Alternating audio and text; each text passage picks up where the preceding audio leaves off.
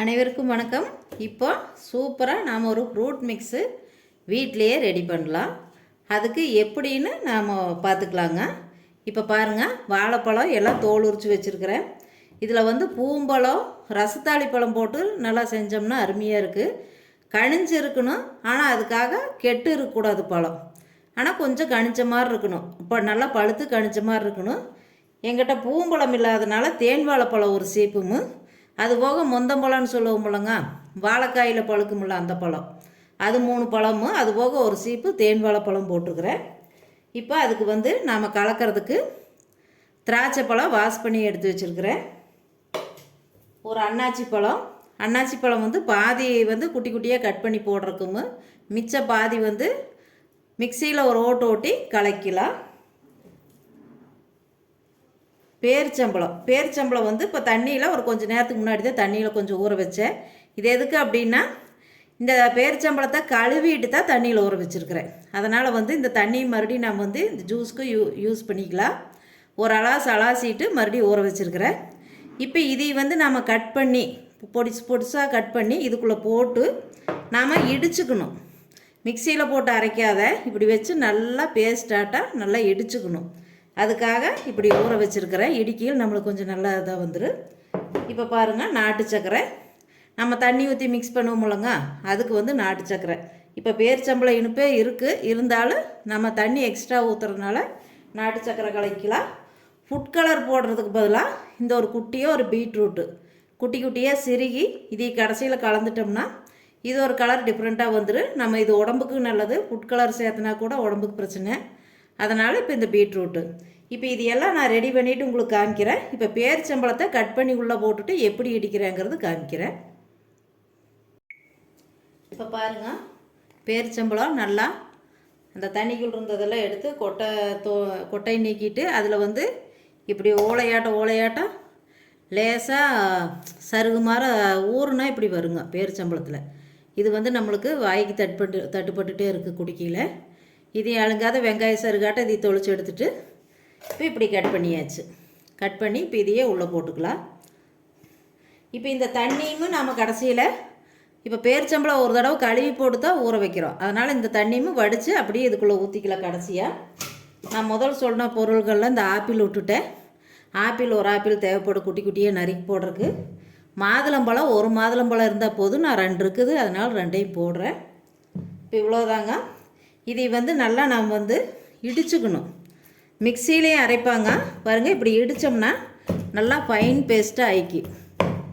இப்போ பேரிச்சம்பழமும் வாழைப்பழம் 2ஐயும் சேர்த்து வச்சு இப்படி நல்லா இடிக்கையில் நல்லா பேஸ்ட் மாதிரி வந்துடும். அதுக்கப்புறம் இதையெல்லாம் நான் கட் பண்ணிவிட்டு எப்படின்னு வந்து உங்களுக்கு நான் எப்படி கலக்கிறதுன்னு காமிக்கிறேன். இப்போ இதை நல்லா இடிச்சுட்டு மிக்சியில் போட்டு ஓட்டுறதுனால ஓட்டுவாங்க.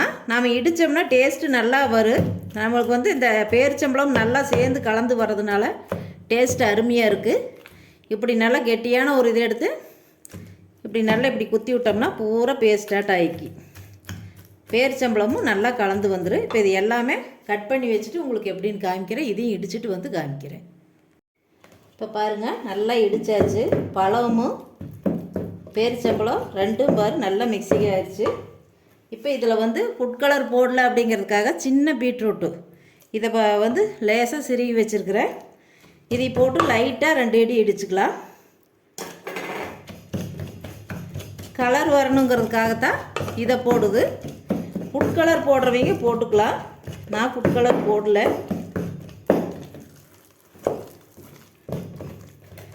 அவ்வளோதாங்க.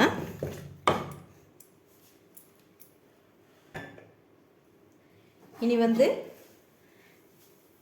அன்னாச்சி பழம் பாதி அளவு தான் போட்டேன். பாதி அளவுக்கு வந்து கட் பண்ணி இப்படி பொடிசாக கொஞ்சம் கட் பண்ணி வச்சுட்டு கொஞ்சம் ஜூஸ் அடிச்சுட்டேன். மிச்சம் பாதி அளவு இப்படி வச்சுட்டேன்.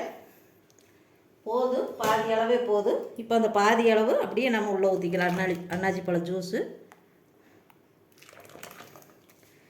உள்ளே ஊற்றிக்கலாம். இப்போது பேரிச்சம்பழம் ஊற வச்சோம்லங்க, அது வடித்தது. இப்போ அதில் பாருங்கள் எவ்வளோ தோலாட்டு இருக்குது பாருங்கள். அவ்வளோதான். இனி நாம் இப்படி கலக்கி விட்டுக்கலாம்.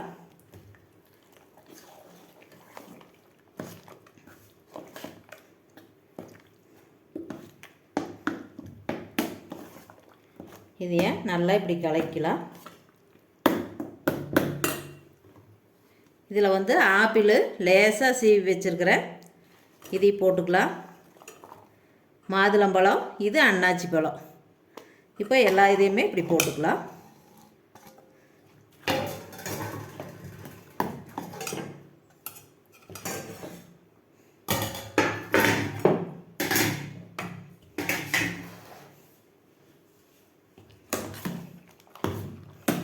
இப்போ இதுக்கு வந்து கூலிங் தண்ணி ஊற்றினோம்னா நல்லா இருக்குது.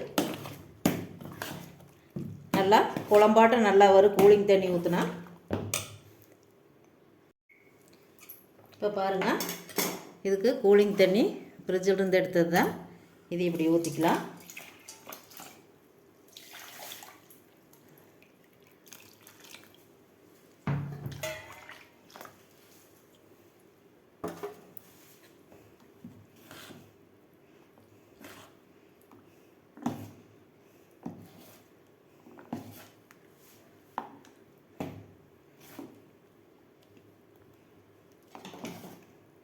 திராட்சை பழம் வாஷ் பண்ணி வச்சது போட்டுக்கலாம்.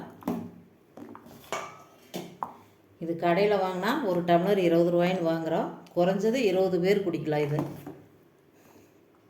அவங்க கொடுக்குற டம்ளரில் நாம் இது 20 டம்ளராகவே பண்ணிக்கலாம்.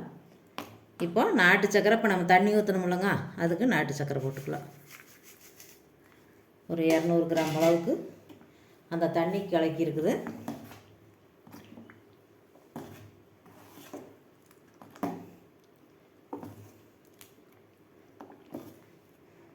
இதில் ஃபுட் கலர் போட்டிருந்தா இன்னும் உங்களுக்கு நல்லா அருமையாக இருந்திருக்கு பார்க்குறக்கு.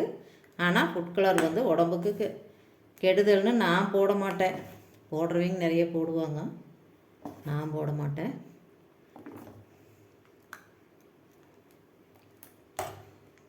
இப்போ பாருங்கள், அந்த பீட்ரூட் போட்டதுக்கு, பீட்ரூட்டு குடிக்கிறக்கும் நல்லாவும் இருக்குது. அதனால் பீட்ரூட் போட்டதுனாலலாம் ஒரு இதாகவும் இருக்காது, நல்லா குடிக்கிறதுக்கு நல்லா டேஸ்ட்டாக இருக்குது. அவ்வளோதாங்க ஃப்ரூட் மிக்ஸு. இன்னும் உங்களுக்கு தண்ணி வேணும்னா இன்னும் நீங்கள் தண்ணி மிக்சிங் பண்ணிக்கலாம். இப்படி குழம்பாட்டம் வேணுனாலும் இப்படியே விட்டுக்கலாம்.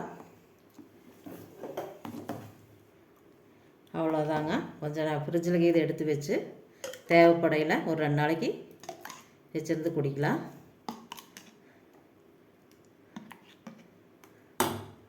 அவ்வளோதாங்க, சூப்பராக ரெடி ஆயிடுச்சு நம்மளுக்கு ஃப்ரூட் மிக்ஸு. வாங்க, நீங்களும் வாங்க குடிக்கலாம். எல்லோரும் வாங்க, இது மாதிரி நீங்களும் செஞ்சு ட்ரை பண்ணி பாருங்கள். சூப்பராக இருக்குது. இந்த வீடியோ பிடிச்சிருந்தா மறக்காத சப்ஸ்கிரைப் பண்ணுங்கள், கமெண்ட் பண்ணுங்கள். நன்றி, வணக்கம்.